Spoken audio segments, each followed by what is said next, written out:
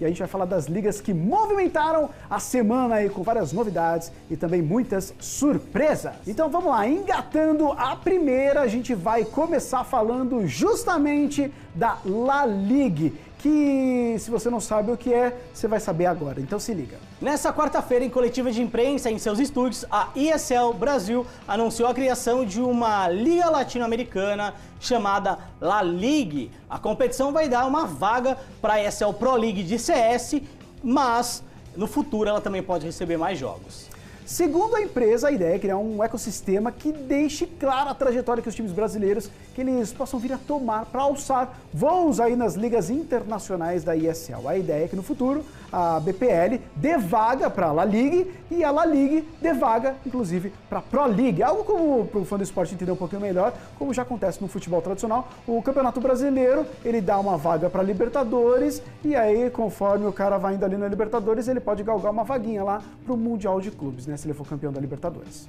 Para a primeira edição da La Ligue, a ESL anunciou uma classificatória e ainda irá enviar convites para grandes times brasileiros. Ou seja, essa ideia de ter um caminho na primeira temporada não vai acontecer no momento, vai ficar para um segundo momento. Mas é uma novidade boa. É uma novidade excelente, uma novidade que os times brasileiros estavam esperando, inclusive, né? Porque a gente fala muito de como é que o mercado brasileiro vai se desenvolver se não tem torneios. Aí essa é uma grande operadora, organizadora de torneios, chega ao Brasil. Ela chega ao Brasil sem nenhuma expressão internacional e aí esse é o próximo passo que a ESL justamente precisava dar. Ainda é um passo tímido, mas é um passo dado e é um caminho bem legal. Mas uma outra coisa, né, que eu acho que vale ressaltar, se a gente for pegar a importância do cenário brasileiro, né, hoje o cenário brasileiro de Counter-Strike tecnicamente é mais importante do que outros cenários, certo?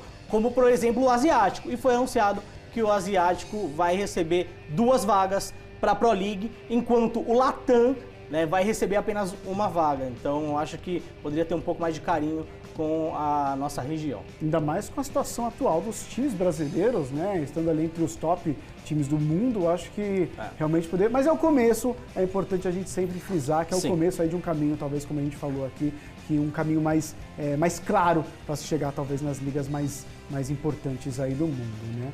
Aliás, o Counter acabou de chegar na China e o mercado asiático, principalmente o chinês, ele é um dos que mais movimenta dinheiro aí com esportes. Então, esse é o outro ponto que é importante a gente dizer, né? Talvez por isso os caras estão pensando nesse movimento aí de mais vagas para lá, porque é um movimento talvez um pouco mais estratégico, digamos assim, um pouco mais comercial, com a cabeça um pouco mais comercial. Justamente. Se você olhar na Steam Spy, por exemplo, né? O Brasil, em número de pessoas que têm o Counter-Strike, antes do lançamento do CS na China, era o 3º país atrás de Estados Unidos e Rússia. Depois do lançamento do CS na China, o Brasil caiu para 4º, o que significa que o mercado chinês já ultrapassou o mercado brasileiro, né? Agora eu tenho que dar uma olhada também se o mercado chinês já ultrapassou o russo ou o americano, mas o brasileiro, pelo menos, ele já ultrapassou. Então, assim, a gente tem que entender que o mercado asiático, principalmente China, movimenta muito dinheiro. Mas é impressionante, porque na China, se você pegar uma parcela pequena da população, já é um número gigantesco, que já faz com que realmente passe o número de jogadores brasileiros em várias modalidades, diga-se de passagem. Em várias modalidades. Inclusive, eu vi algumas críticas em relação ao Fortnite ultimamente, né, que estão falando que a galera só tá jogando ele na China. Mas isso não é demérito? Lógico que não, porque é muita gente jogando. É muita gente jogando ainda. Exatamente. E isso acontece com Dota, isso acontece com League of Legends também. Até com Overwatch acontece. A Blizzard foca muito no mercado chinês justamente por isso também. Então o mercado chinês é um mercado que a gente tem que ficar de olho e não é demérito nenhum você ter bastante jogador chinês. E eu acho que investir na Ásia é estratégico também, mas eu ainda penso com o coração às vezes e vale a pena dar uma atenção maior pro Brasil, pra Latam. Concordo com você. Mas aproveitando que a gente está falando aí de China, vamos falar agora da WESG, a World Electronic Sports Games, podemos chamar assim genericamente de sei lá, Olimpíadas dos esportes. Já que acontece na China e a gente tem várias modalidades diferentes acontecendo no mesmo evento. Então por isso que a gente pode chamar assim de Olimpíadas. Mas para nossa infelicidade, a SK caiu logo na etapa de grupos, na primeira fase de grupos, mas a Team One, que é o outro time brasileiro que também participa do campeonato de CS por lá masculino, seguiu firme e forte aí no Counter-Strike Global Offensive. E no StarCraft, o nosso representante Brazuca, o Kelazur, também foi eliminado assim como a SK, mas no Dota, a SG e a PEN Games seguiram em frente. Inclusive, a SG passou pela segunda fase de grupo como primeira colocada e agora espera ser o desafiante para as quartas de finais. Desafiante esse que pode vir do grupo da PEN, que joga na madrugada de sexta. Infelizmente não dá pra gente saber se ganhou ou não, porque o programa ele é gravado um pouquinho antes da madrugada aí, mas vamos ficar ligado e torcendo, porque a PEN tem chance de vencer esse grupo composto de Rússia, Team Leviathan e Happy Feet. E a gente tipo não, Pinguim. Tipo Pinguim mesmo. Né? E a gente não pode deixar de falar também nas meninas da Vivo Cage que fizeram uma participação muito legal, muito bacana, quase foram ali para as semifinais, elas estavam lá na WSG, mas elas acabaram sendo derrotadas na etapa de grupos no desempate.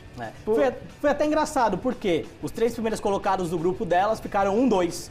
Então foi meio um perdeu pro outro, perdeu pro outro, perdeu pro outro, e aí no desempate ali elas acabaram ficando de fora, infelizmente. Mas já é o segundo torneio das meninas da Cage Internacional, num período de 1 mês, mais ou menos, e elas pretendem continuar em torneios internacionais, então são os primeiros passos de uma longa jornada que elas têm pela frente aí.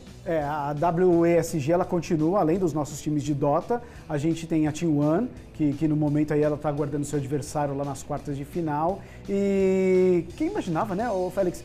Não sei se você imaginava isso, mas quando a gente sempre coloca Team One e SK, a gente imagina que, pelo histórico, claro, não desmerecendo a Team One de maneira alguma, mas que a SK vai ter uma representação melhor ali, talvez vai ter um empenho melhor pela experiência com campeonatos internacionais, etc, do que a Team One. E a Team One acabou surpreendendo todo mundo, o que é ótimo para o mercado do nosso cenário de esporte brasileiro.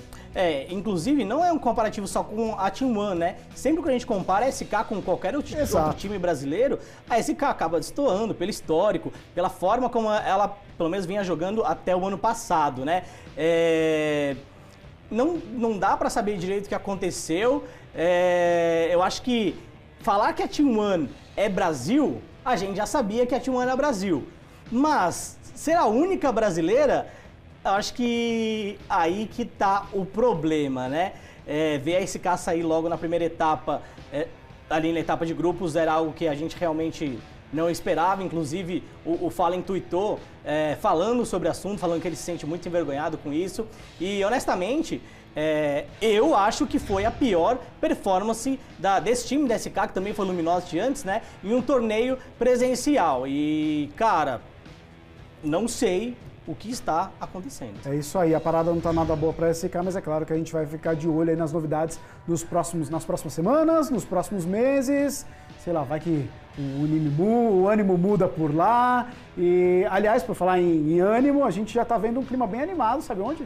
Na Overwatch Contenders, Félix. Pois é, a galera tá animada por lá. Nessa semana, depois de todo aquele rolo, aquele bololô que a gente já havia comentado aqui no programa, começou o Overwatch Contenders sul-americana, assim como as outras Overwatch Contenders também. E na Coreia do Sul teve até karaokê, né? Mas falando aqui da nossa Contenders, a primeira rodada foi um pouco previsível. A gente teve os brasileiros dominando com a vitória da Black Dragons, da Brasil Gaming House e da UP.